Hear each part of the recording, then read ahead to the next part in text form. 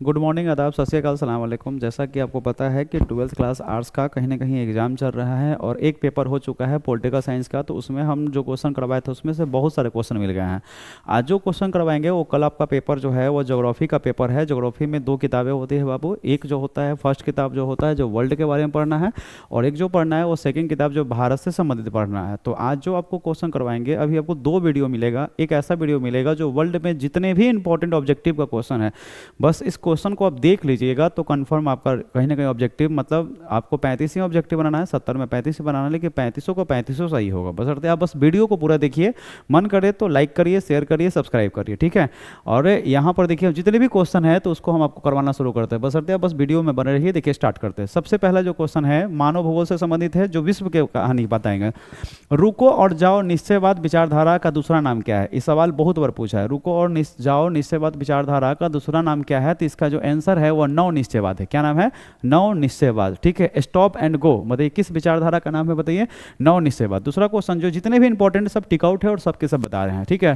दूसरा क्वेश्चन का नाम है मात्रात्मक क्रांति किससे संबंधित है? तो इसका राइट जो आंसर है वो मानव भूगोल से भी और भौतिक भूगोल, ये दोनों को दोनों से आंसर है, ठीक है। आगे देखिए तीसरा जो क्वेश्चन है, अगला जो इंपॉर्टेंट क्वेश्चन है, लिखा हुआ क्या है कि मानव भूगोल मानव समाजों और धरातलों के बीच में संबंधों का संश्लेषित अध्ययन है।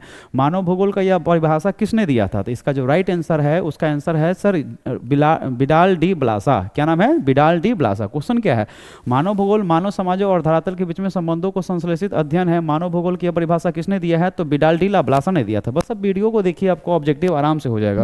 अगला जो क्वेश्चन है यहाँ देखिए लिखा हुआ है कि सर कौन विद्वान मानव भूगोल से संबंधित नहीं है? कौन से विद्वान जो है वो मानव भूगोल से संबंधित नहीं है? देखिए तो एलन सैम्पल थे ही, रेडजेल थे ही, है ना। और समझिएगा एक जो है हटिंगसन, ठीक है, ये भी व्यक्ति थे। सर वो कौन नहीं है? तो रसेल जो है वो मानव भूगोल से संबंधित है नहीं है, ये प्राकृतिक भूगोल से संबंधित है। अगला जो सवाल है, किसी भूगोल शास्त्रिक ने एक नई संकल्पना प्रस्तुत की जो दो विचारों पर्यावरणीय निश्चयवाद और संभववाद दोनों के मध्य मार्ग को कहीं ना कहीं बताया था। तो उस व्यक्ति का जो नाम था उसका नाम था ग्रिफिथ टेलर। क्या नाम था? Griffith Taylor. ये जो कहीं ना कहीं दोनों का मतलब निश्चयवाद और संभववाद, ये दोनों के बीच का रास्ता निकालने वाला व्यक्ति, इनका नाम था ग्रिफिथ टेलर। अगला जो क्वेश्चन है, मनुष्य प्रकृति का दास है, यह बात किसने कहा था? तो इसका अच्छा, यह कौन सा विचारधारा है? मनुष्य जो है प्रकृति का दास है, ये बात, ये कौन सा विचारधारा है? तो इसका आंसर जो है उसका आंसर है नियतिवाद। क्या आंसर है? तो नियतिवाद है। अगला जो सवाल है, निम्नलिखित में से कौन सा जो है सामाजिक भूगोल का उपशाखा है? तो इसका जो राइट आंसर है वो है चिकित्सा भूगोल। कौन सा भूगोल है? तो चिकित्सा भूगोल है। अगला जो सवाल देखिए यहाँ पे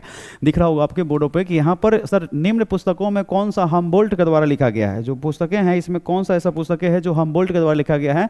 तो इसका जो राइट आंसर है वो कासमास। क्या नाम है? तो कासमास है। अगला जो क्वेश्चन है कि फ्रेबो संबंधित है किससे? तो संभववाद से है। किससे? तो संभववाद से। संभववाद का बताइए अवधारणा के किस घटक को महत्वपूर्ण माना गया है? तो इसका जो राइट आंसर है सर वो मानवीय घटक से होता है, मानव भूगोल से होता है। अगला जो क्वेश्चन है, नियतिवाद संकल्पना में किस घटक को महत्वपूर्ण माना गया है? तो इसका जो राइट आंसर है वो प्राकृतिक घटक भी है और मानवीय घटक है। अगला जो सवाल है, नव निश्चयवाद का प्रवर्तक कौन है? नव निश्चयवाद नया जो विचारधारा आया था उसके प्रवर्तक कौन है? तो इसका जो आंसर है ग्रिफिथ टेलर है। अगला जो क्वेश्चन है, किसने कहा था मानव जो है प्रकृति का दास है? तो इसका जो आंसर है सर एलन सैम्पल। क्या नाम है? तो एलन सैम्पल। किसने कहा था मानव जो है प्रकृति का दास है? तो एलन सैम्पल। अगला जो क्वेश्चन है, मानव भूगोल का जनक किसे कहते हैं? तो हमबोल्ट को। किसे कहते हैं? तो सॉरी, मानव भूगोल का जनक किसे कहा गया था? तो रेडजेल। क्या लिखा हुआ? तो रेडजेल को, ठीक है। आगे देखिए अगला जो क्वेश्चन लिखा हुआ है, जियोग्राफिया जेनरालिस का लेखक कौन है? तो इसका जो राइट आंसर है वो है क्या? वार्नेलियर, ठीक है। अगला जो क्वेश्चन है, एंथ्रोपोलॉजी ग्राफी नामक पुस्तक किसने लिखा? तो इसका आंसर जो है रेडजेल है। संभववाद शब्द का प्रयोग सर्वप्रथम किस फ्रांसीसी विद्वानों के द्वारा किया गया था? तो इसका जो राइट आंसर है वो है लुसियन फेवरो। क्या नाम है? लुसियन फेवरो। बस अब वीडियो देखिए, आपको पूरा का पूरा याद हो जाएगा। बशर्ते रिवीजन करिए इसको, ठीक है। एक बार देखिए, दो बार वीडियो देखिए, हो जाएगा। मानव भूगोल क्रियाशील मानव और अस्थायी पृथ्वी के परिवर्तनशील संबंधों को अध्ययन है, यह बात किसने कहा था? इसका आंसर जो है एलन सैम्पल। ये हो गया। ये जो आपको हम करवाए क्वेश्चन, ये पहला चैप्टर, पहला बुक का पहला चैप्टर का ही है। आगे देखिए जो इंपॉर्टेंट है बस उसको हम करवाते चल रहे हैं, ठीक है। अगला क्वेश्चन है कि आधुनिक मानव भूगोल का जनक किसे कहा गया, तो इसका जो राइट आंसर है रेडजल है। नियतिवाद का विचारधारा किसने दिया, इसका आंसर जो है वो तीनों है, ई कास्ट, अम्बोल्ट और क्या है, रीटर, इनमें से सभी। अगला है भूगोल का जनक किसे कहा जाता है, तो आपको पता होगा भूगोल का जनक यूनान, भूगोल का जनक किसे माना गया है, तो यूनान देश को माना गया है, ठीक है। आगे देखिए रुको और जाओ निश्चयवाद किसने दिया है, तो इसका ग्राफिक टेलर, इसका राइट आंसर हो गया। व्यवहारिक भूगोल और राजनीतिक भूगोल, आर्थिक भूगोल, सामाजिक भूगोल, 21 भूगोल का उपक्षेत्र है, तो इसका जो राइट आंसर है वो मानव भूगोल का है। अगला जो सवाल है 1990 के दशक में भूगोल के किस उपागम के लिए जाना जाता है, तो इसका जो राइट आंसर है वो आधुनिकतावाद। कौन सा आंसर है, तो आधुनिकतावाद। अगला जो क्वेश्चन है कि ब्लास निम्नलिखित में से किस भौगोलिक अवधारणा से संबंधित है, तो इसका जो राइट आंसर है वो संभववाद है। वो कौन सा आंसर है, तो संभववाद है ना। ये जो पहला क्वेश्चन करवाए हैं ये पहला चैप्टर का था, ठीक है। वो कहीं ना कहीं इसमें आपको पहला चैप्टर में पढ़ना था मानव भूगोल के बारे में, तो मानव भूगोल से संबंधित एक क्वेश्चन हो गया। अब दूसरा देखिए चैप्टर का नाम है विश्व जनसंख्या वितरण घनत्व और वृद्धि के बारे में, तो इसमें जो जो इंपॉर्टेंट है इसको हम करवा देते हैं, ठीक है। देखिए पहला क्वेश्चन, विश्व में जनसंख्या के दृष्टि से भारत का कौन सा स्थान है, तो कौन सा स्थान है, दूसरा स्थान है। ऐसे तो आपको पता होगा विश्व में सबसे अधिक जनसंख्या भारत का है, लेकिन आपके सिलेबस के अनुसार वह कौन सा देश है, तो चीन है। समझ गया ना, तो याद रखिएगा भारत का स्थान क्या है, तो दूसरा है, और बताइए पहला स्थान किसका है, तो चीन का है। आगे देखिए विश्व में जनसंख्या का कितना प्रतिशत भाग एशिया महादेश में है, क्योंकि भारत भी किस महादेश में है, एशिया, चीन भी किस महादेश में, एशिया, तो कितना प्रतिशत है, 60% जनसंख्या है जो किस महादेश में, एशिया में। अगला जो क्वेश्चन है कि एशिया में बहुत अधिक स्थानों पर कम लोग और कम स्थानों पर बहुत अधिक लोग रहता है, एक कथन किसने कहा, बहुत इंपॉर्टेंट है, बहुत बार पूछा है। इसका जो राइट आंसर उसका नाम है जॉर्ज बी क्रेसी। क्या नाम है, तो जॉर्ज बी क्रेसी। अगला जो क्वेश्चन यहाँ देख लीजिए, लिखा हुआ है कि किसने अपने सिद्धांतों में यह बात को कहा कि लोगों की संख्या खाद्य आपूर्ति की अपेक्षा अधिक तेजी से बढ़ती जा रही है, इसका जो राइट आंसर है वो थॉमस माल्थस। क्या नाम है, तो थॉमस माल्थस। अगला जो क्वेश्चन है अनुमानतः किस वर्ष तक भारत की जनसंख्या 2 अरब हो जाएगी, 2 अरब हो जाएगी, 145 करोड़ तो अभी हैं, ठीक है। तो इसका जो राइट आंसर है 2036 तक, 2026 चल रहा है, 10 साल के बाद देखिएगा 2 अरब हो जाएगा, ठीक है। अगला क्वेश्चन है किसके अनुसार आबादी बहुत अधिक होने जाने पर अकाल, महामारी और परस्पर लड़कर बहुत सारे लोग स्वतः मर जाएंगे। तो आपको पढ़ाए थे जनसंख्या का एक सिद्धांत दिए थे जिनका नाम था माल्थस का जनसंख्या सिद्धांत। उन्होंने कहा था क्या कि अगर जनसंख्या प्रकृति में बढ़ रही तो बढ़ने दो, प्रकृति अपने आप को बैलेंस करना जानती है, ठीक है। और जान लीजिए ये बात किसने कहा था, तो माल्थस। इसका जो राइट आंसर है वो कौन सा है, तो बताइए माल्थस है। अगला जो सवाल है भरमौर जनजाति, इंपॉर्टेंट है, बहुत बार पूछा है। भरमौर जनजाति जो है संबंधित है किस क्षेत्र से है, इसका जो आंसर है वो गद्दी से। किससे बताइए, गद्दी से। भरमौर जनजाति किस क्षेत्र से संबंधित है, गद्दी। आगे देखिए मसाई जनजाति संबंधित किससे बताइए, तो इनमें मसाई जनजाति है न ऑस्ट्रेलिया में, न अंटार्कटिका में है, न यूरोप से संबंधित है, ठीक है। इनमें से कोई नहीं है ना। ये कौन सा आंसर इसका होगा, तो इसका जो राइट आंसर है न ऑस्ट्रेलिया, न यूरोप है, न अंटार्कटिका है, या अमेरिका से संबंधित है। अगला जो है कुलगारी किस देश की में अवस्थित होता है, ठीक है।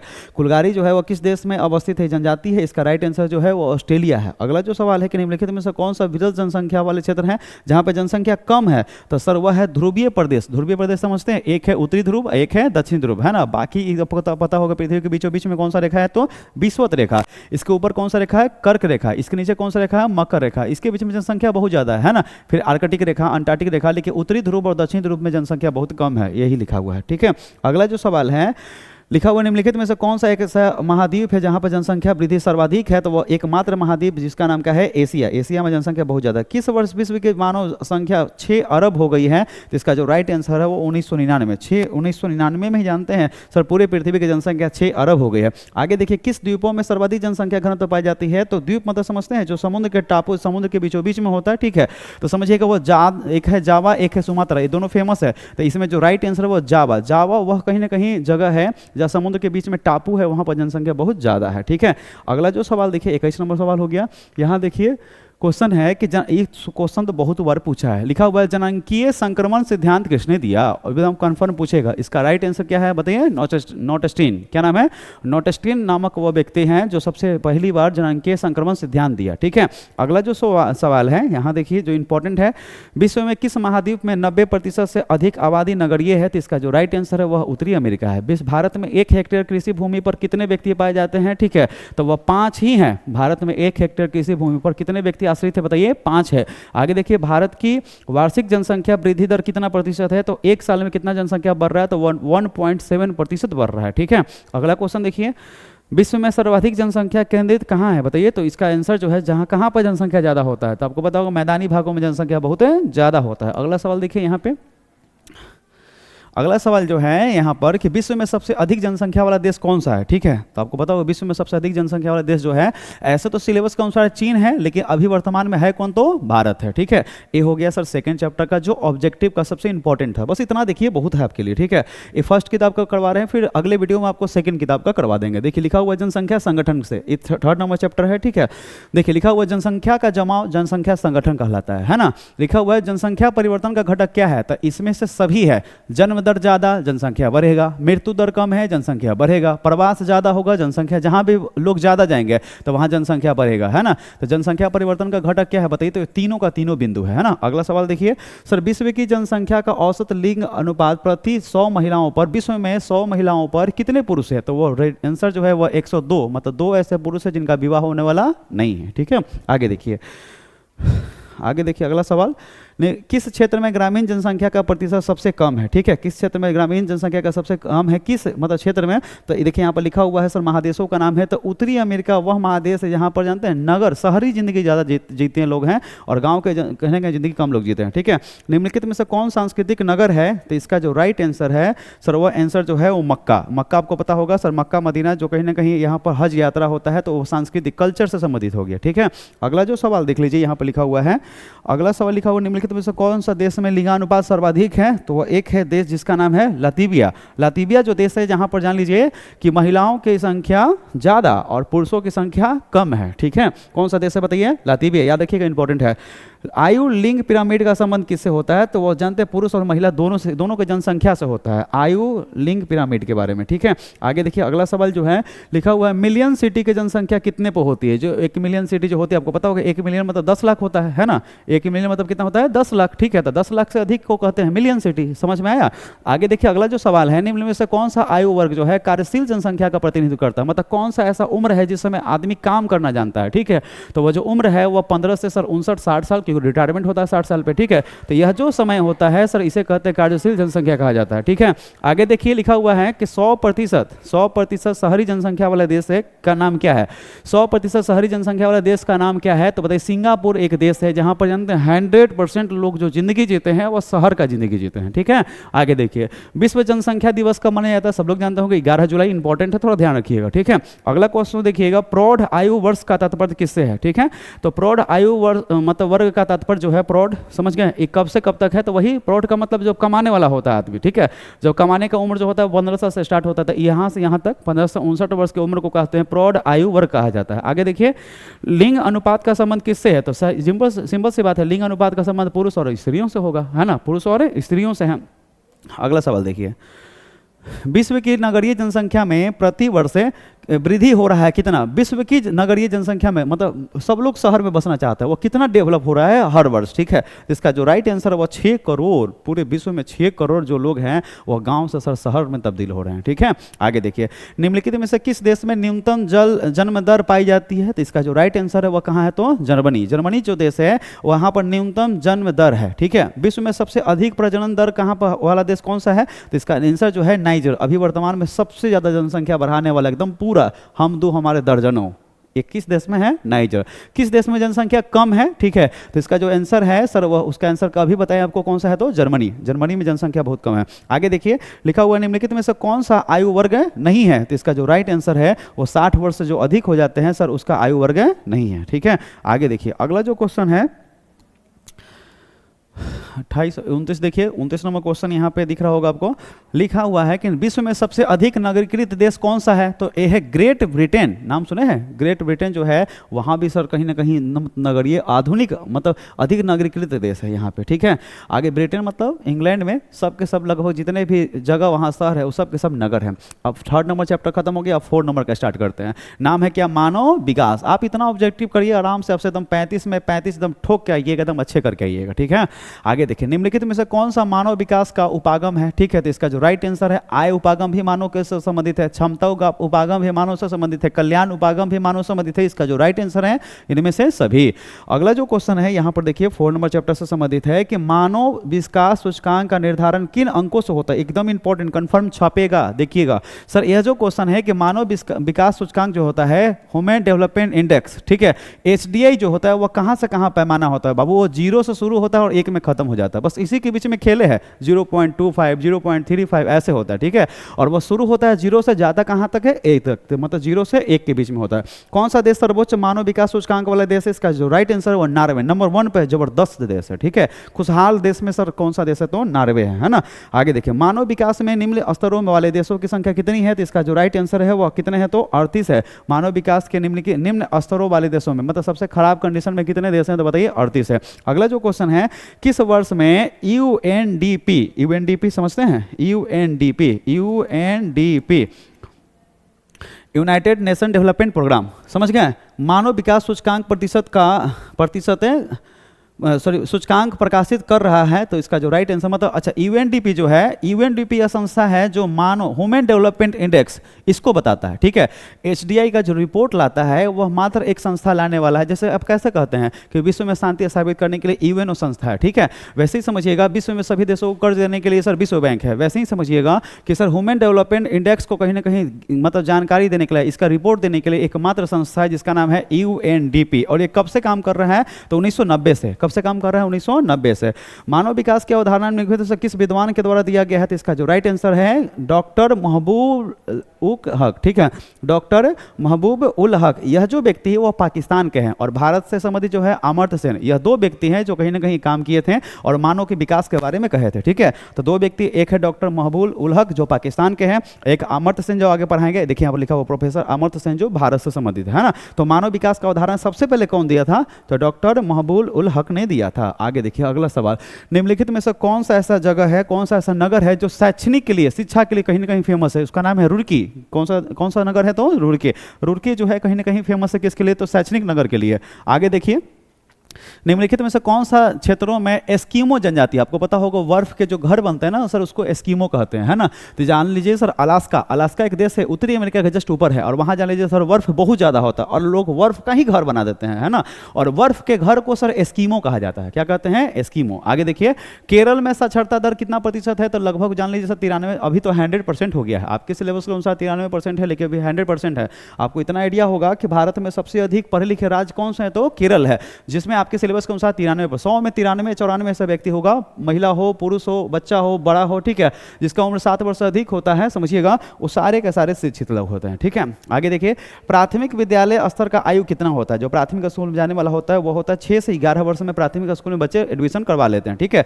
आगे देखिए लिखा हुआ, अभी बताएं क्वेश्चन, डॉक्टर महबूब उल हक जो है ना, वो मूल निवासी कहाँ के थे, तो पाकिस्तान के थे। आगे देखिए अगला क्वेश्चन, निम्नलिखित में से कौन सा देश जो है उच्च मानव विकास वाला है, निम्नलिखित में से कौन सा देश है जो उच्च मानव विकास वाला है, इसका जो राइट आंसर उसका नाम क्या है, बताइए, नॉर्वे। नॉर्वे जो देश है सर, यह कहीं ना कहीं उच्च मानव विकास है, बहुत अच्छा विकास कर रहा है नॉर्वे। नंबर 1 पर कौन सा देश है ह्यूमन के डेवलपमेंट, बताइए, नॉर्वे। याद रखिएगा, मानवों के विकास में नंबर 1 पर कौन सा देश है, तो नॉर्वे। कंप्लीट हो गया। आगे देखिए अगला क्वेश्चन, देखिए ये तो हो गया, 4 नंबर चैप्टर कंप्लीट हो गया। अब 5 नंबर देखिए, 5 नंबर लिखा हुआ है कि प्राथमिक क्रियाओं से संबंधित है। सबसे पहला जो सवाल है कि कोल खोज संबंधित है किससे, या उदाहरण है किसका, कोल खोज जो उदाहरण है वह किसका है, तो इसका जो राइट आंसर है सामूहिक कृषि से संबंधित है, ठीक है। ये कोल खोज जो है, यह इसमें क्या होता है, सब मिलजुल कर कहीं ना कहीं क्या करते हैं, तो सर खेती बाड़ी करते हैं, उसे कहते हैं कोल खोज। अगला जो सवाल लिखा हुआ, अंगूर की खेती को, अच्छा अंगूर का खेती कहां पर ज्यादा होता है, तो इसका जो राइट आंसर है भूमध्य सागरीय क्षेत्रों में। आपको ये भी बात पता, अंगूर खट्टा होता है, तो जितने भी खट्टे कहीं ना कहीं फल होते हैं, ज्यादातर जो इसका आंसर होगा वो भूमध्य सागरीय आंसर होगा, ठीक है। निम्नलिखित देखिए अगला क्वेश्चन है, निम्न वृक्षों में से किसमें चिलगम खाते हैं ना, है ना, चिंगम जो है संबंधित है, मतलब किस वृक्ष से चिलगम बनते हैं, है ना। तो एक वृक्ष है जिसका नाम है जेपोटा के वृक्ष के जो दूध होते हैं उससे चिलगम बनाते हैं, ठीक है। और उसी को हम लोग खाते हैं, कितने मजे से खाते हैं, कितना बच्चे तो एग्जाम दे रहा होगा उकड़ों में खाते रहता होगा, ठीक है। तो ये सब चीज़ें खाना नहीं चाहिए क्योंकि पेड़ पौधा का कचरा चीज़ होता है। आगे देखिए अगला जो सवाल है कि ट्रक कृषि किससे संबंधित, सिंपल से बात है, ट्रक में भर भर के लेके जाएगा तो सब्जी, ठीक है। तो ट्रक की कृषि किससे संबंधित है, तो सब्जी से। आगे देखिए पेयरिज, घास का मैदान है, उत्तरी अमेरिका के घास के मैदान को पेयरिज कहा जाता है, याद रखिएगा, है ना। उत्तरी अमेरिका के घास के मैदान को पेयरिज कहते हैं। सर यह किससे संबंधित है, तो घास के मैदान से ही आंसर है। रोबोस्ता संबंधित है किससे, बताइए, कहवा का सबसे अच्छे किस्म का जो कहीं ना कहीं होता है कहवा, ठीक है, वो होता है सर रोबोस्ता। क्या नाम है, रोबोस्ता, याद रखिएगा। आगे देखिए नरमा जो है किससे फेमस है, बताइए, कपास से। नरमा जो होता है वो किससे फेमस है? कपास से। और कपास का सबसे अच्छा किस्म जो होता है समझिएगा सर वो अमेरिका में मिलता है। कहाँ मिलता है? अमेरिका में, जो लंबी कपास होती है।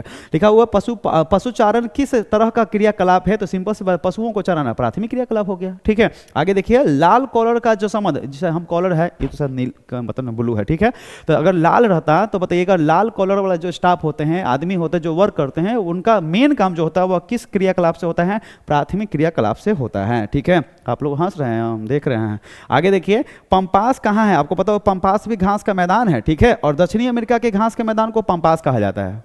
क्या कहते हैं बताइए? पंपास। ठीक है, आगे देखिए लिखा हुआ है निम्नलिखित में से किस प्रकार की खेती में अंगूर का खेती सबसे अधिक महत्वपूर्ण है? समझिएगा, तो इसका राइट आंसर क्या है? भूमध्य सागरीय। आगे फिर से वही तो क्वेश्चन बोले, खट्टे जो होते हैं फल सर ज्यादातर कहाँ होते हैं? भूमध्य सागरीय कृषि में होते हैं। ठीक है, आगे देखिए खनन किस प्रकार का क्रियाकलाप है? खनना आपको बताए थे, लकड़ी को काटना होता है, कृषि करना, पशुपालन करना, मत्स्य पालन करना है ना, खनन करना, ये सब के सब प्राथमिक क्रियाकलाप में आते हैं। एशिया का मरुस्थलों में पाया जाता है, बताइए कौन सा? तो एशिया का मरुस्थल जो जगह जहाँ पर बालू ही बालू है वहाँ पर जानते हैं भेड़, ऊंट, बकरी पाया जाता है। तीन चीज पाए जाते हैं। आगे देखिए अगला सवाल है कि मिश्रित कृषि में खेतों का आकार किस प्रकार का होता है? तो मिश्रित कृषि में खेतों का जो आकार होता है वो मध्यम होता है। कैसा होता है? तो मध्यम होता है। ठीक है, आगे देखिए डेनमार्क में किस तरह का कृषि सफल रही है? ठीक है, तो डेनमार्क में जान लीजिए डेनमार्क में किस तरह की कृषि सफल रही है? तो वह सहकारी कृषि, सहकारी समझते हैं, जिसमें प्राइवेट व्यक्ति भी काम करते हैं और सरकारी भी काम करते हैं, उसे कहते हैं सहकारी। क्या कहते हैं? सहकारी। आगे देखिए सामूहिक कृषि का प्रारंभ कहाँ से हुआ है? मतलब मिलजुल कर खेती बाड़ी करना, है प्रारंभ कहाँ हुआ? बड़े बड़े खेतों में होता है। ठीक है,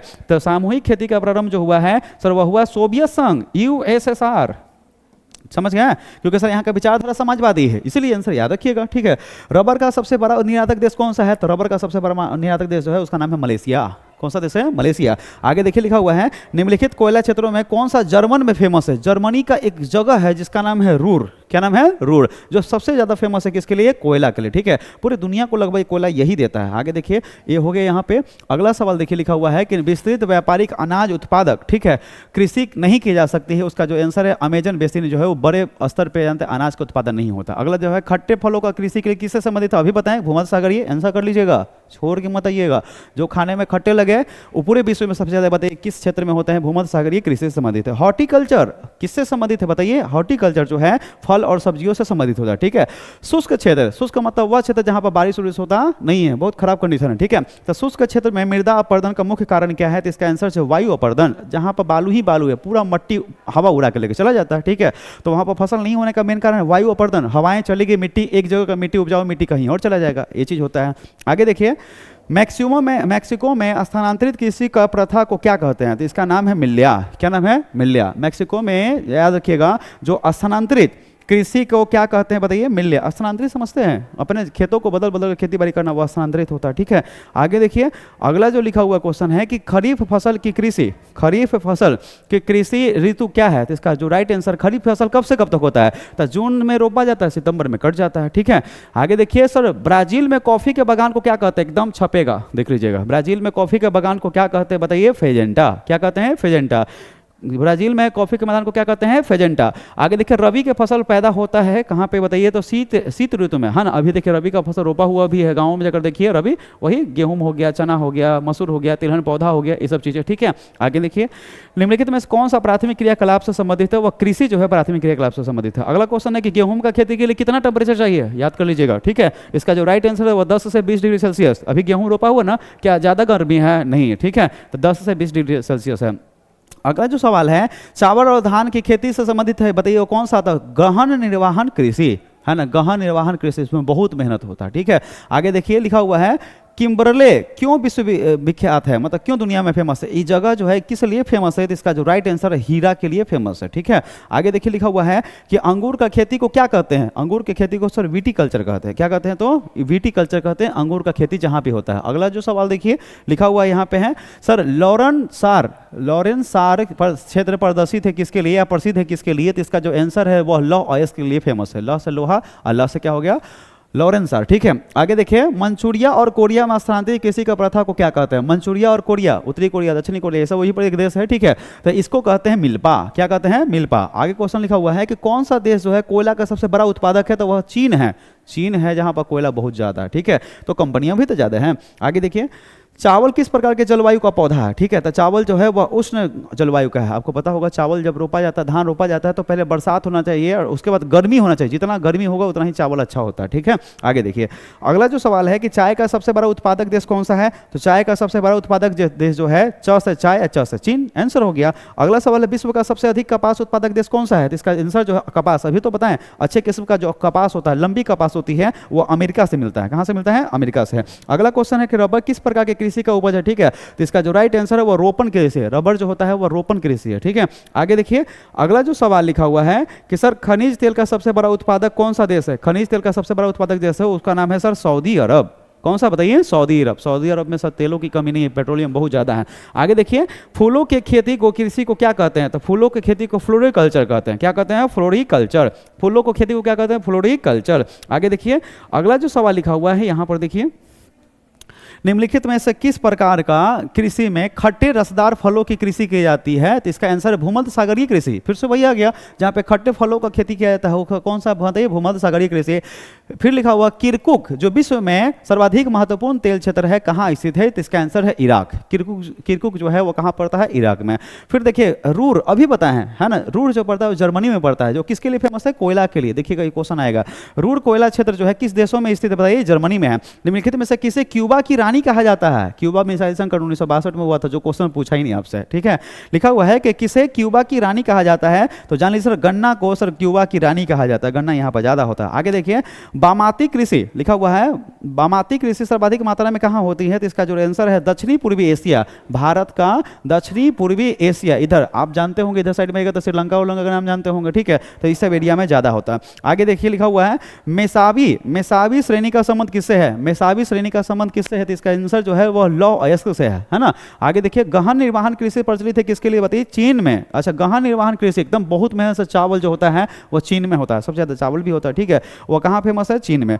आगे क्वेश्चन है विश्व में तांबा अयस्क का सबसे बड़ा उत्पादक देश कौन सा है? तांबा का सबसे बड़ा उत्पादक जो देश है उसका नाम क्या है? चिली। फेमस है, याद रखिएगा। तांबा में सबसे उत्पादक बड़ा देश जो है वो कौन सा है? चिली। सर्वोत्तम किस्म का कोयला, अच्छे किस्म का जो कोयला होता है वो एंथ्रासाइड। कौन सा बताइए? एंथ्रासाइड। ठीक है, आगे देखो बॉक्साइड में किस धातु से कौन सी धातु प्राप्त होती है? तो एल्युमिनियम। बॉक्साइड से क्या प्राप्त होता है? एल्युमिनियम। आगे देखिए लिखा हुआ है क्या? अगला क्वेश्चन है निम्नलिखित में से किसे कर्तन दहन कृषि कहा जाता था? आपको पता होगा पुराने समय में जान लीजिए खेती बाड़ी जो लोग करते थे तो खेतों को साफ किया करते थे, है ना, पेड़ों को काटा करते थे, उसे जलाते थे तो राख बनता था, राख उर्वरक के रूप में उपयोग होता था और 3-4 साल तक उस पर कहीं ना कहीं फसल होता था। उसी को कहते हैं कर्तन, मतलब काटना, दहन मतलब जलाना। ठीक है, ये आज नहीं होता था, पहले होता था, इसलिए इसका नाम क्या है? आदिम निर्वाह कृषि से संबंधित। ठीक है, एकदम ये सवाल इंपॉर्टेंट है, याद रखिए। अरेबिका सबसे अच्छे किस्म का एक क्या होता है बताइए? कॉफी। अच्छे किस्म का कॉफी का नाम क्या बताइए? अरेबिका। समझिएगा ना। तो अब अरेबिका का संबंध किससे है बताइए? कॉफी से। ये भी खत्म हो गया 5 नंबर चैप्टर। आइए 6 नंबर चैप्टर, इसमें पढ़ना द्वितीय क्रियाकलाप। पहले देखिए 5 नंबर जो है सबसे इंपॉर्टेंट था, बहुत क्वेश्चन उसमें भी था। ठीक है, आगे देखिए द्वितीय क्रियाकलाप आपको पता होगा जहां पे इंडस्ट्री, कंपनी, उद्योग चलती है सर, उसे द्वितीय क्रियाकलाप कहा जाता है। समझ गए? आगे देखिए लिखा हुआ है कि सेफ्लिड औद्योगिक केंद्र कहाँ है? सेफ्लिड है ना, औद्योगिक केंद्र कहाँ स्थित है? इसका आंसर है इंग्लैंड में है, ग्रेट ब्रिटेन। सेफ्लिड कहाँ है? तो इंग्लैंड में है। सेफ्लिड कहाँ है? इंग्लैंड में। आप देखिए वीडियो नहीं, आपको बाबू क्या करना है? बोलना भी है, तभी याद होगा। एग्जाम अब का कल ही है, ये है बस। आप बोल रही है, मन में बोलिए, बोलिए जहाँ भी पढ़ना है पढ़कर जानते बोलते रहिए। कोई रूम में बैठे हो वहाँ पर बोलिए, समझे? तभी जाकर होगा, ऐसा होने वाला नहीं है। समझ गए ना? बोलिएगा तो लंबे समय तक याद रहता। हम देखिए हम बोल रहे थे, हमें टीचरों को क्यों याद रहता? क्योंकि हम लोग बोलते रहते हैं। आगे देखिए, टाइम बर्बाद नहीं करते। इधर देखिए अगला जो सवाल लिखा हुआ है बर्मिंघम कहाँ स्थित है? तो इसका भी आंसर जो है बताइए कि ग्रेट ब्रिटेन में है। अगला जो सवाल लिखा हुआ है कि निर्माण से संबंधित छोटी इकाई क्या है? तो इसका जो आंसर है वह कुटीर उद्योग। कोई भी कंपनी चलती है तो सबसे छोटा कुटीर उद्योग, फिर लघु उद्योग, फिर बृहद उद्योग, पता है ना? ठीक है, आगे देखिए निम्नलिखित में से कौन सा द्वितीय क्रियाकलाप है? इसका जो आंसर है वह टोकरी बुनना। एक कंपनी है ना, टोकरी बुनना। ठीक है, आगे देखिए लिखा हुआ है निम्नलिखित में से किसे जंग का कटोरा कहते हैं? इंपॉर्टेंट है, याद कर लीजिए। जंग का कटोरा जो है सर वह पीटर्सबर्ग को कहा जाता है। पीटर्सबर्ग कहाँ है? इंग्लैंड में है। ठीक है, जंग का कटोरा किसे कहा गया? पीटर्सबर्ग। जंग का कटोरा किसे कहा बताइए? पीटर्सबर्ग। ठीक है, अगला जो सवाल है कौन कृषि पर आधारित उद्योग है? ठीक है, तो इसमें देखिए कौन सा है जो कृषि पर आधारित आंसर है, उद्योग है? तो याद रखिएगा इसका जो आंसर है वो कौन सा बताइए, रबर उद्योग है। ठीक है, आगे देखिए लिखा हुआ कौन सा जो है पशु आधारित उद्योग से संबंधित है, तो वह ऊन जो प्राप्ति होता है वो पशु भेड़ ऊन से प्राप्त होता है। आगे लिखा हुआ है रूहर कोयला क्षेत्र, बताइए कहाँ पड़ता है, रूर वही है जो पहले लिखा हुआ था, वो कहाँ है, जर्मनी में है। कौन पेशागत कॉलर पर रंग नहीं है, ठीक है, कौन जो है इसमें कौन सा ऐसा कॉलर है जो किसी पेशा को नहीं बताता है, ठीक है, तो इसका जो राइट आंसर है वह काला। काला जानते हैं, कोई कॉलर वाला पहने हुए इंसान है तो वो कोई काम का निकम्मा उसको मान लीजिए। ठीक है, आगे देखिए, सर उसको बताता नहीं है। अगला जो क्वेश्चन है, कहाँ गया हो,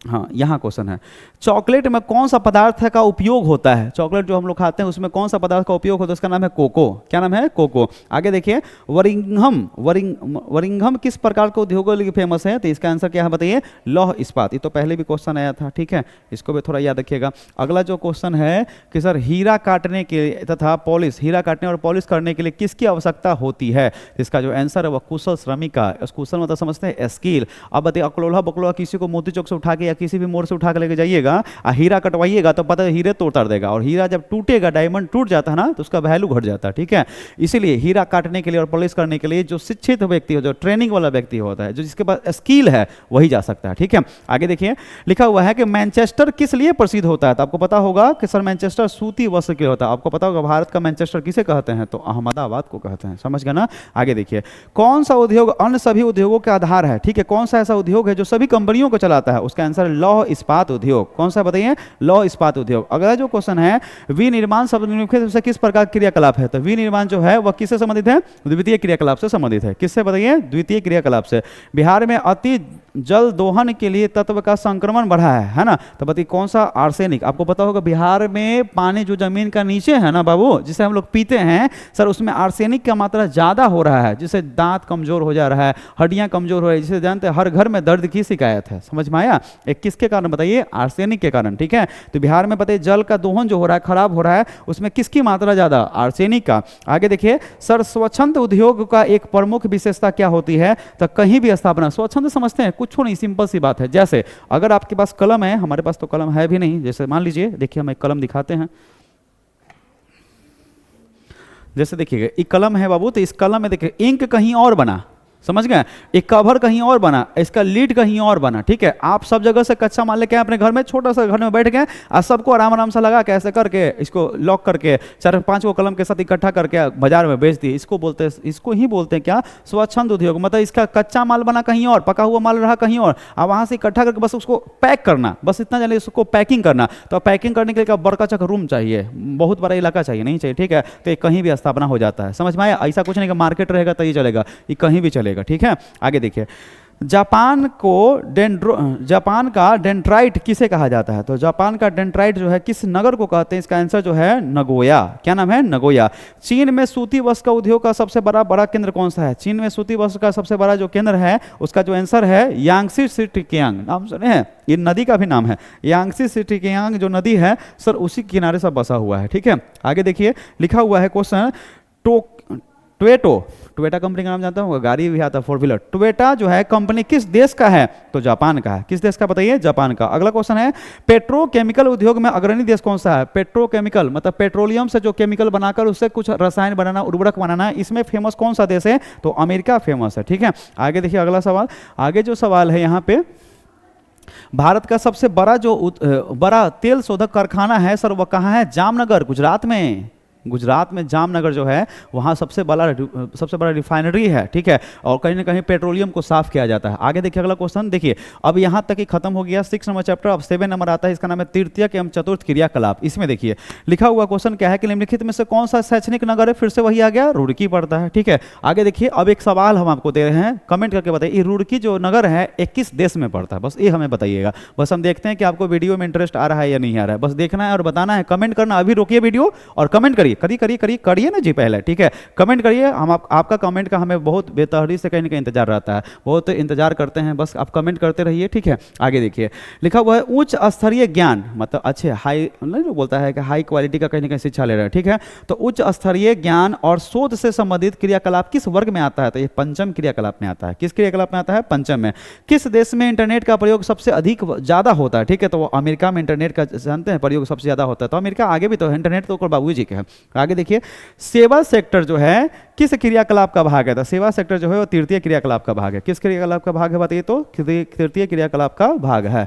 ठीक है, आगे देखिए लिखा हुआ व्यापार, परिवहन, संचार और सेवाएं किस क्रियाकलाप के अंतर्गत आती है? ठीक है, तो व्यापार, परिवहन, संचार और सेवाएं जो है वह कहीं ना कहीं तृतीय क्रियाकलाप की भाग आती है। समझ में आया?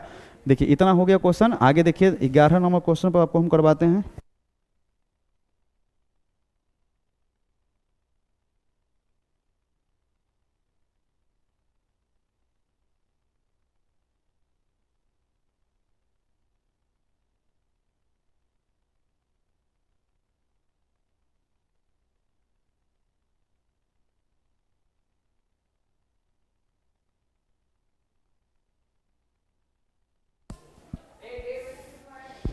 व्यापार, परिवहन, संचार और सेवा में किस क्रियाकलाप के अंतर्गत आती है? तो तृतीय क्रियाकलाप की आती है। ठीक है, आगे देखिए पर्यटन को प्रभावित करने वाला कारक कौन कौन सा है? ठीक है, तो पर्यटन जो है मतलब कहीं घूमने वाला चीज, ठीक है, तो उसमें सभी है। समझ गए ना? पर्यटन को प्रभावित करने वाला कारक क्या क्या है? तो मांग, परिवहन और जलवायु, ये चीज होता है। सूचना का संग्रहण, उत्पादक और प्रकीर्णन किस क्रियाकलाप के अंतर्गत आती है? तो सूचना, इन्फॉर्मेशन को यहाँ से वहां भेजना, एक कौन सा क्रियाकलाप है? चतुर्थ क्रियाकलाप है। आगे देखिए, यूरोपीय संघ का मुख्यालय किस देश में है ना? तो यूरोपीय संघ का जो मुख्यालय है सर वो कहाँ है? बेल्जियम। कहाँ है बताइए? बेल्जियम। ठीक है, तो कमेंट करके ये भी बताइएगा कि यूरोपीय संघ का मुख्यालय जो है वह उस देश में है, लेकिन यूरोपीय संघ का मुख्यालय है कहाँ, बस ये बताना। ठीक है, बस हम देखते हैं कि आप बताते हैं या नहीं बताते हैं। आगे देखिए, निम्न में से कौन किस संघ का मुख्यालय काठमांडू में अवस्थित है ना? कौन किसका बताइए काठमांडू में है? तो आप जानते होंगे दक्षेस का नाम सुने, दक्षिणी क्षेत्रीय संगठन। क्या नाम है? दक्षिणी क्षेत्रीय संगठन। अरे बाबू उसी को तो कहते हैं सार्क। क्या कहते हैं? सार्क। ठीक है, आगे देखिए इसका मुख्यालय कहाँ है? काठमांडू में है। अगला जो सवाल है कि यहाँ पर देखिए लिखा हुआ मुक्त आकाश नीति लागू की गई है, तो जान लीजिए सर 1992 से। मुक्त आकाश नीति जो है वो लागू कब हुआ बताइए? 1992 से। आगे देखिए विश्व का सबसे बड़ा तृतीय क्रियाकलाप कौन सा है? तो ये शिक्षण। अब बोलिए सर सारे क्वेश्चन क्यों नहीं करवा रहे? तो आपको बताया तो जिसमें टिक आउट सबसे इंपॉर्टेंट है, बस इतना पढ़ लीजिए आपके लिए बहुत है। ठीक है, आगे देखिए विश्व में सबसे बड़ा तृतीय क्रियाकलाप कौन सा है? तो शिक्षण जो है वो सबसे बड़ा क्रियाकलाप है। समझे? आगे देखिए किस महादेश में, अगला क्वेश्चन, किस महादेश में सबसे अधिक जनसंख्या में अंतरराष्ट्रीय पर्यटन आते हैं? ठीक है, तो इसका जो राइट आंसर है वो कहाँ है? तो यूरोप में है। आगे देखिए हेमेटाइट अयस्क में किस धातु का उत्पादन होता है? तो इसका आंसर जो है लोहा है। ठीक है, शिक्षा कानून क्रियाकलाप किस तरह में आती है? तो चतुर्थ क्रियाकलाप में। दिमाग से काम करना पड़ता है। समझ में आया बात ना? ठीक है, ये चीज है। तृतीय क्रियाकलाप में आपको पता होगा सेवा क्षेत्र कहा जाता है ना? आगे देखिए अगला जो सवाल है कि भारत में परमाणु ऊर्जा स्टेशन कितने हैं? तो भारत में परमाणु ऊर्जा जो स्टेशन है सर वो है कितने? तो 8 हैं। कितने हैं? 8 है। आगे देखिए लोहरदग्गा निम्नलिखित में से किसके लिए फेमस है? लोहरदग्गा जो है वह किसके लिए फेमस है बताइए? तो बॉक्साइट के लिए फेमस है। ठीक है, आगे देखिए विश्व स्तर पर सेवाओं का निम्नलिखित में से कितने प्रतिशत योगदान है? तो इसका जो राइट आंसर है वो 20% योगदान है। आगे देखिए लिखा हुआ है संसार का सबसे प्रसिद्ध वैश्विक नगर निम्नलिखित में से कौन सा है? तो इसका जो राइट आंसर है वह लंदन, न्यूयॉर्क और टोक्यो है। वो कहीं ना कहीं विश्व का सबसे प्रसिद्ध नगर है। समझे? टोक्यो जापान में, न्यूयॉर्क अमेरिका में, लंदन कहाँ है? ग्रेट ब्रिटेन इंग्लैंड में है। ठीक है, आगे देखिए अगला जो सवाल है तृतीय क्रियाकलाप से संबंधित है ना? क्यों? अच्छा, तृतीय क्रियाकलाप से क्या संबंधित है? तो इसमें से सभी व्यापार, परिवहन, संचार, सेवाएं सब तृतीय क्रियाकलाप में आता है। निम्नलिखित क्रियाकलापों में किसमें उच्च स्तरीय अन्वेषण होता है? तो आपको बताया तो 5वीं है ना? और देखिए उच्च स्तरीय अन्वेषण को सम्मिलित किया गया, मतलब मिलाया गया है। ठीक है, तो इसका जो आंसर जो है सर वो इसका आंसर जो है चतुर्थ क्रियाकलाप है। ठीक है, आगे देखिए शिक्षण इस सब में आता है ना? यही लिखा हुआ है।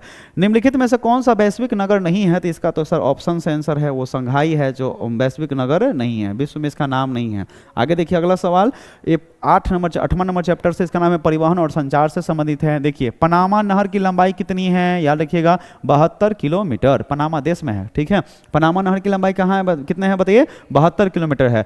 मैट्रिक गिडिज का संबंध किससे है बताइए? तो सन नगर से है। किससे है? सन नगर पढ़ाए थे, सन नगर। ठीक है, तो मैट्रिक गिडिज का संबंध किससे है? तो सन नगर से है। अगला जो है जिब्राइल्ट का संबंध किससे है? तो इसका आंसर है समुद्री मार्ग से है। जिब्राल्टर का संबंध किससे बताइए? समुद्री मार्ग से है। आगे देखिए लिखा हुआ है कि ग्रेट लेक्स जलमार्ग का किस महादेश से संबंधित है? तो इसका आंसर जो है उत्तरी अमेरिका है। डोबर पतन कहाँ है बताइए? तो इसका आंसर है इंग्लैंड। डोबर पतन कहाँ है? तो इंग्लैंड। पतन का मतलब होता है बंदरगाह। देखिए अगला विश्व में सर्वप्रथम रेलगाड़ी मतलब कब चली थी? तो वो चला था 1826 में चला था, जो इंग्लैंड में चला था। और भारत में सबसे पहले रेलगाड़ी चला था वो 1853 में चला था, जो मुंबई से थाने 34 किलोमीटर तक चला था।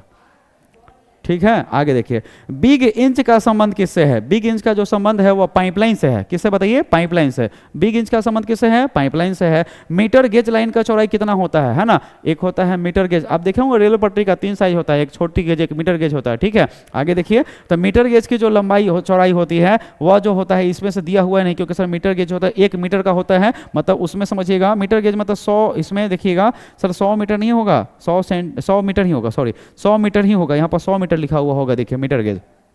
अगला क्वेश्चन देखिए, परिसंचरण में धमनियां संबंधित किससे? परिसंचरण में जो धमनियां हैं सर, ये देखिएगा, ये तो ऐसा तो शरीर के बारे में पढ़ना है, मतलब सिरा और धमनी के बारे में होता है, ठीक है।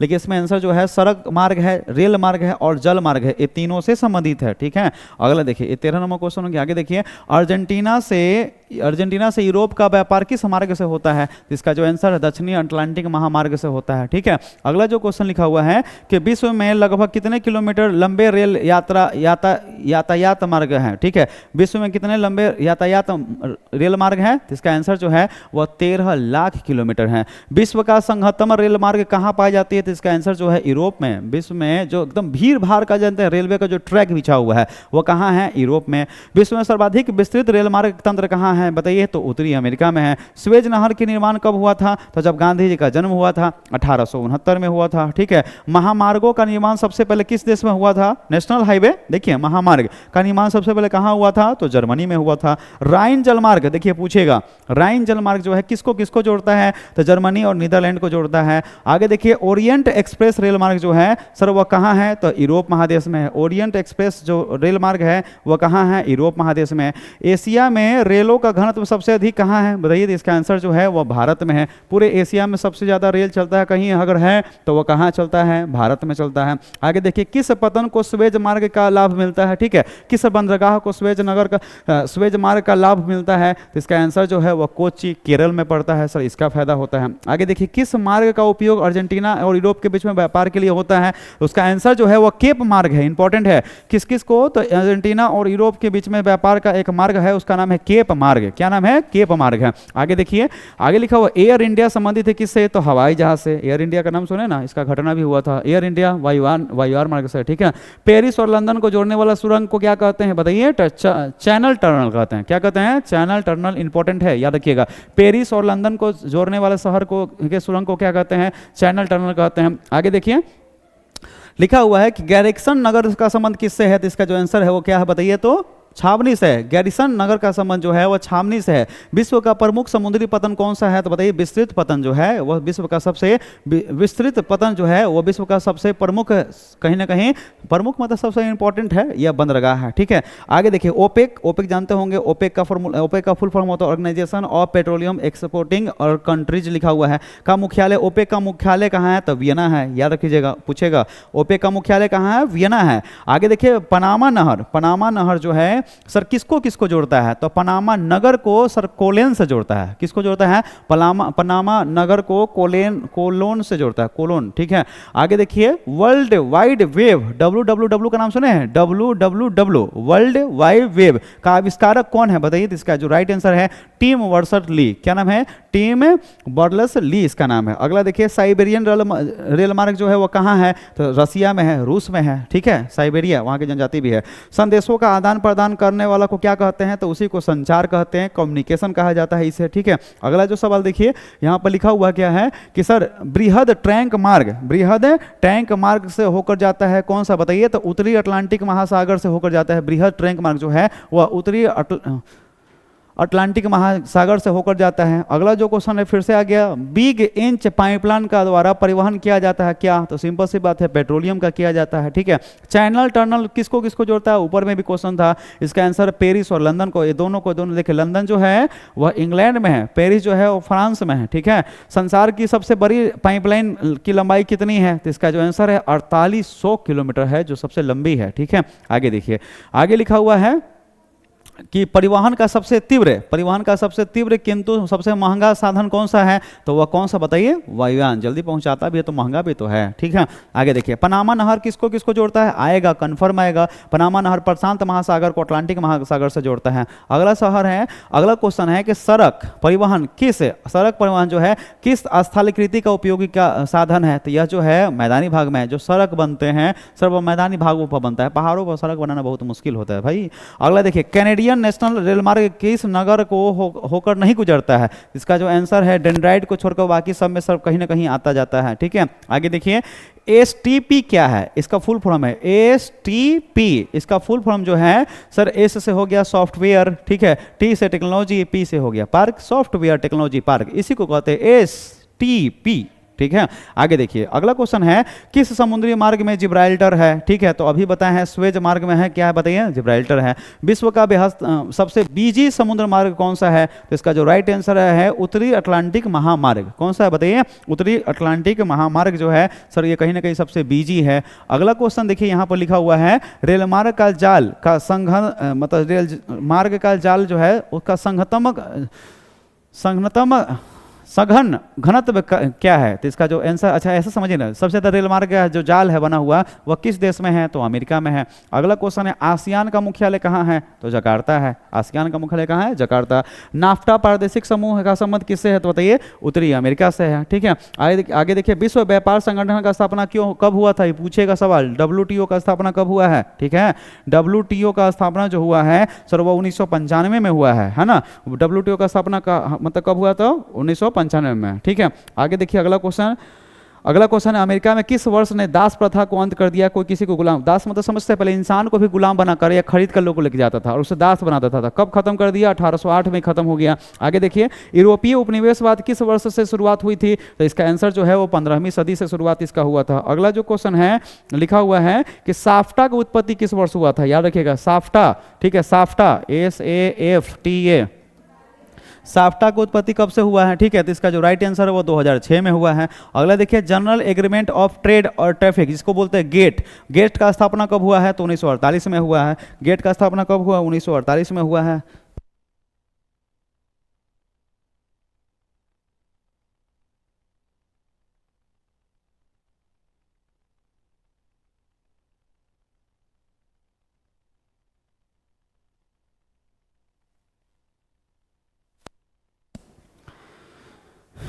गेट का स्थापना कब हुआ, तो 1948 में हुआ। याद रखिए, गेट का स्थापना कब हुआ, 1948 में। और बताइए WTO का स्थापना कब हुआ था, बताइए WTO को 1900, बताइए अभी बताया था ना, WTO का स्थापना 1995 में हुआ था। आगे देखिए, लिखा हुआ है 1948 में। गेट को किस वर्ष विश्व व्यापार संगठन के रूप में मतलब कहीं ना कहीं रूपांतरित कर दिया। आपको पता होना चाहिए, पहले यह गेट के नाम से ही प्रसिद्ध था, पहले यह गेट था और गेट का ही नाम बदलकर WTO कर दिया गया है और यह हुआ 1995 में। दोनों बात याद रखिएगा, विश्व व्यापार संगठन को चलाने के लिए पहले गेट था और गेट का स्थापना 1948 में हुआ। और जान लीजिए सर, गेट जानते किस वर्ष WTO बन गया, तो 1995 में बन गया। आगे देखिए, 2016 में कितने देशों ने विश्व व्यापार संगठन में शामिल है, याद रखिएगा, वो स्क्रीनशॉट हो गया, एक मिनट। 2016 में कितने देश विश्व व्यापार संगठन में शामिल थे, तो 164। और ये भी याद रखिएगा, आज भी WTO में कितने देश हैं, तो 164। हो गया कंप्लीट। आगे देखिए, आगे लिखा हुआ दो देशों के मध्य व्यापार को क्या कहते हैं, तो इसे कहते हैं अंतरराष्ट्रीय व्यापार कहते हैं। दो देशों के बीच में जो व्यापार होता है उसे क्या कहते हैं, अंतरराष्ट्रीय व्यापार। अगला जो सवाल है सर, विश्व व्यापार संगठन का मुख्यालय कहाँ है, तो इसका आंसर जो है जनेवा है, ठीक है। संसार के अधिकांश महान पतन जो है किस इस प्रकार वर्गीकृत है, ठीक है, वह विस्तृत मतलब बड़े होते हैं, है ना। संसार का जितना प्रसिद्ध जो कहीं ना कहीं बंदरगाह है वह किस रूप में होता है, विस्तृत होता है, बड़े आकार का होता है, ठीक है। आगे देखिए, दक्षिणी अमेरिका राष्ट्रों में से कौन सा ओपेक का मुख्यालय है, ठीक है। दक्षिणी अमेरिका में मात्र एक देश, इसका नाम है वेनेजुएला, जो ओपेक का मुख्यालय है। आगे देखिए, लिखा हुआ है कोलंबिया ब्राजील में किस फसल का उत्पादन सबसे अधिक होता है, जिसका आंसर जो है वो कहवा का उत्पादन ज्यादा होता है। रबर का सबसे बड़ा उत्पादक देश कौन सा है, तो इसका जो राइट आंसर है वो मलेशिया। ऊपर में भी क्वेश्चन था। आगे देखिए, अंतरराष्ट्रीय व्यापार कितने प्रकार की होती है, तो अंतरराष्ट्रीय व्यापार जो होता है वो दो तरह का होता है, ठीक है। आगे देखिए, आगे लिखा हुआ है सर, समुद्री तट में दूर स्थल खंड के पतन को क्या कहते हैं, जो दूर बसा हुआ खंड है, ठीक है, उसे हम क्या कहते हैं, आंतरिक पतन कहते हैं। आगे लिखा हुआ है कि सर आयात और निर्यात के बीच में मूल्यों के अंतर को क्या कहते हैं, उसी को तो सर व्यापार संतुलन कहते हैं। अगला क्वेश्चन है रेशम मार्ग जो है, देखिए लिखा हुआ रेशम मार्ग लंबी दूरी के व्यापार को आरंभिक उदाहरण है जो जोड़ता है। रेशम मार्ग किसको किसको जोड़ता है, तो जान लीजिए सर रोम और चीन को जोड़ता है। रोम आपको पता होगा इटली की राजधानी कहाँ है, रोम, और चीन को जोड़ता है, बीच में फायदा भारत उठाता है। ठीक है, आगे देखिए ओपेक का संस्थापक देश में इनमें से कौन नहीं है, तो ओपेक में संस्थापक देश में ऑस्ट्रिया है, इनके यहाँ पेट्रोल नहीं है इसलिए नहीं है, बाकी ईरान है, सऊदी अरब है, इराक है, ये सब ओपेक का कहीं ना कहीं संस्थापक है। ठीक है, जहाँ पर पेट्रोल होता है वही उसका संस्थापक होता है। आगे देखिए लिखा हुआ क्या है, सर विश्व के किस देश में होने वाली निर्यातों में वस्तुओं की सबसे अधिक विविधता होती है, तो उसका जो राइट आंसर है सर वह कहाँ है बताइए, तो जर्मनी। क्वेश्चन विश्व के किस देश में होने वाले निर्यात में वस्तुओं की सबसे अधिक विविधता होती है, बहुत अलग अलग वस्तु होता है, वह जर्मनी ही देश है। सबसे ज़्यादा बर्बाद भी जर्मनी हुआ और बहुत अलग अलग किस्म का जनता वस्तु बनाने वाला एकमात्र देश है जिसका नाम क्या है, जर्मनी है। भारत किस व्यापारिक समूह का सह सदस्य है, तो इसका आंसर जो है वो सार्क है। भारत किस में शामिल बताइए, सार्क में है। भारत एक सदस्य है किसका, तो साफ्टा का भी सदस्य है, किसका बताइए, तो साफ्टा का सदस्य है। आगे देखिए 10 नंबर चैप्टर है, शायद आखिरी चैप्टर है, लिखा हुआ है कि पहला किताब का सबसे आखिरी चैप्टर है। कालाहारी मरुस्थल कहाँ है बताइए, तो अफ्रीका में है। याद रखिएगा अफ्रीका का महादेश के लोग काले काले होते भी हैं, तो याद रखिए कालाहारी मरुस्थल हो गया।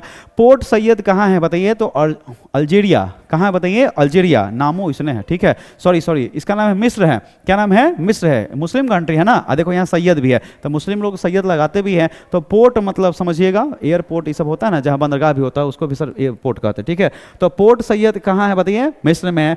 मेगोस लिखा हुआ है मेगालोपोलिस का अर्थ क्या होता है, तो इसका जो आंसर है वो विशाल नगर को मेगालोपोलिस कहते हैं। क्या कहते हैं, मेगालोपोलिस कहते हैं, विशाल नगर को कहा जाता है। विश्व की पहली नगरीय बस्ती कहाँ बसी थी, तो लंदन में बसी थी। सबसे पहले कहाँ बसी, लंदन में। कौन सा नदी, टेम्स नदी के किनारे। ठीक है, आगे देखिए लिखा हुआ है कि प्रथम नगरीय बस्ती लंदन की जनसंख्या 1810 में लगभग कितनी हो गई थी, इसका आंसर जो है 10 लाख से बसा हुआ था। ठीक है, 10 लाख वहाँ आबादी था, आज नहीं, 1810 में जब लंदन शहर बसना शुरू हुआ था उस समय की बात कहा गया। अगला क्वेश्चन देखिए, इनमें से कौन सा औद्योगिक नगर है। ठीक है, तो औद्योगिक नगर का मतलब समझ जहाँ पर कंपनियां चलती है वो पीटर्सबर्ग है। ठीक है, आगे देखिए निम्नलिखित में से कौन सा इथियोपिया की राजधानी है, तो इसका जो आंसर है अदीस अबाबा। याद रखिएगा अदीस अबाबा है जो इथियोपिया की राजधानी है। अदीस अबाबा नगर का स्थापना कब हुआ था, तो 1878 में हुआ था। आगे देखिए लिखा हुआ है सेंटी टाउन का संबंध किससे है, सेंटी टाउन का संबंध जो है वह गंदी बस्तियों से है। कौन सा बताइए, गंदी बस्तियों से है। मुंबई में आपको पता होगा ये गंदी बस्ती बहुत फेमस है। ठीक है, कमेंट करके बताइए तो सर मुंबई में जो गंदी बस्ती है उसका नाम क्या है। आगे देखिए लिखा हुआ है सर्वाधिक प्रदूषण मिलता है कहाँ पे, तो मलिन धरतियों पे। समझे, मलिन धरती जहाँ है वहाँ पर समझिएगा सर्वाधिक प्रदूषण होता है।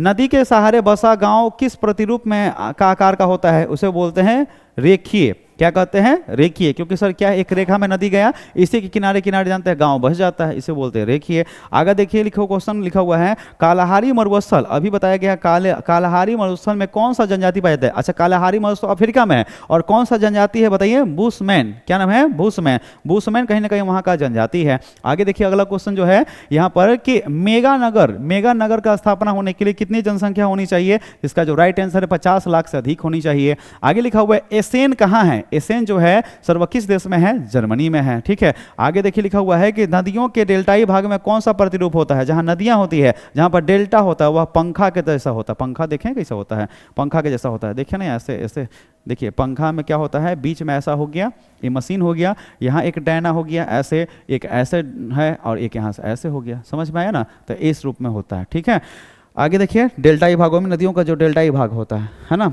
आगे देखिए 2006 में प्रारंभ है, 2006 के प्रारंभ में भारत में कितने मिलियन सिटी थे, 2006 के प्रारंभ में कितने मिलियन सिटी थे बताइए, 42 थे।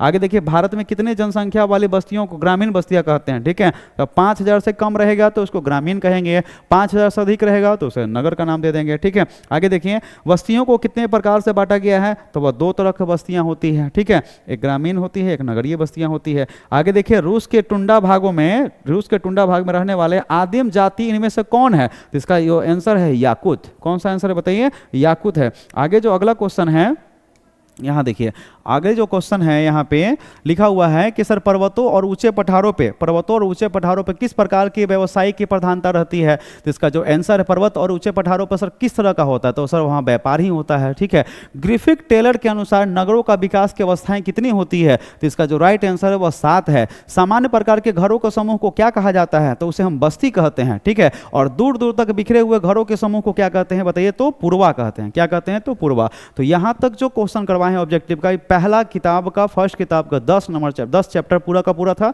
इसमें जितने भी इंपॉर्टेंट क्वेश्चन थे ऑब्जेक्टिव का, ये सारे के सारे आपको करवा दिए। अगर आप सेकंड किताब का ऐसे ही ऑब्जेक्टिव इंपॉर्टेंट क्वेश्चन अगर देखना चाहते हैं तो आप जल्दी से कमेंट करिए कि सर सेकंड वीडियो लाइए, तो हम कंफर्म है कि आज शाम तक कहीं ना कहीं उस वीडियो को हम आपको यूट्यूब पर डाल देंगे। धन्यवाद।